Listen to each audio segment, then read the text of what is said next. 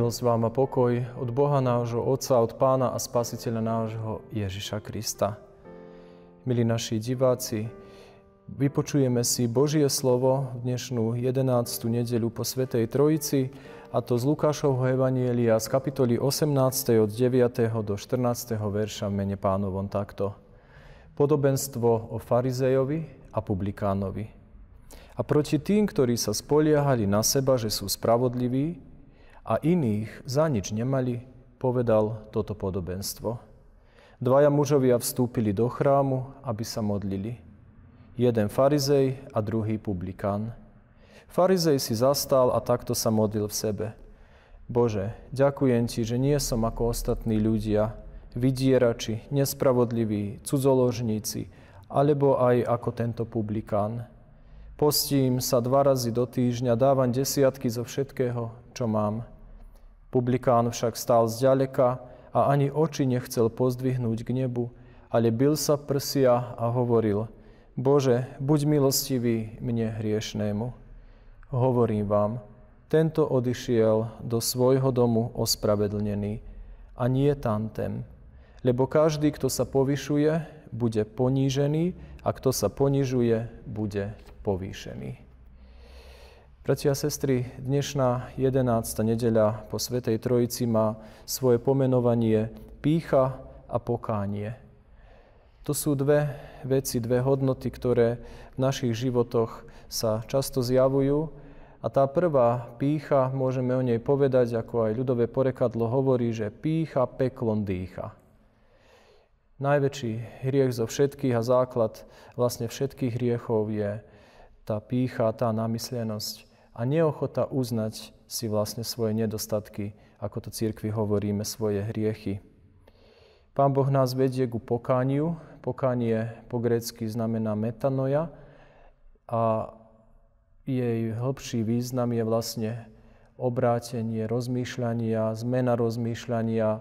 Teda človek si uvedomí, že pred svätým a spravodlivým Pánom Bohom taký, aký je, hoci ako sa snaží byť dobrý, spravodlivý, jednoducho sám neobstojí. Že potrebujeme milosť Božiu, ktorú príjmame práve cez to pokánie a pre zastupiteľskú obeť Pána Ježiša Krista Pán Boh nás z milosti a vierou našou, ktorou príjmame túto milosť Božiu, ospravedlňuje a činí Božími deťmi. Ale do konca nášho života zostávame, ako to Luther hovorí, pred Pánom Bohom akoby žobráci. Každý deň máme pýtať si milosť Božiu. To neznamená, že máme stratiť radosť zo spasenia, to uvedomenie si, že sme deti Božie, milujúce a milované našim nebeským Otcom. Ale aj napriek tomu, napriek všetkému tomu, za čo sa dobre cítime, čo sme v živote aj s pomocou Božou dobrého učinili, nikdy nesmieme iných ľudí ponižovať a v sebe si myslieť, že sme lepší ako tí iní. O tomto nás chce, veríme dnes, Duch Boží usvedčovať, aby sme sa nikdy neporovnávali s našimi blížnymi, ale radšej nech sa porovnávame s Pánom Ježišom Kristom, ktorý je pre nás ten ideál najväčší. Nech aj dnešný príklad tohto podobenstva o farizejovi a publikánovi vzbudí v nás v srdci pokoru a lásku k našim blížnym, aby sme len Pánu Bohu vzdávali česť a slávu a žili tie slová, ktoré čítame aj v Žalme 115. 1. verši. Nie nám, ó Hospodine, nie nám, ale menu Tvojmu daj česť pre svoju milosť a vernosť. Amen. Po tomto zamyslení nad Božím slovom zohnime naše hlavy a v duchu a v pravde sa takto pomodlíme. O Bože náš, ktorý sa pyšným protivíš a pokorným dávaš milosť, ktorý posilňuješ slabých a povyšuješ ponížených, daj nám, prosíme, pokorné srdce a chráň nás pred duchovnou pýchou, aby sme si nemysleli o sebe viac ako treba a neodsudzovali svojich blížnych. Ak je v nás niečo dobré, je to len nezaslúžený dar Tvojej milosti.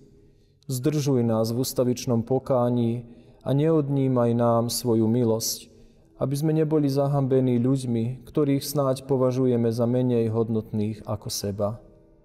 prebúdzaj k úprimnej ľútosti všetkých, ktorí sú Tvojmu svätému slovu neposlušní, aby sme všetci spolu ochotne pracovali na Tvojej vinici pre rozkvet Tvojho kráľovstva, Bože a Pane náš, požehnaný na veky vekov.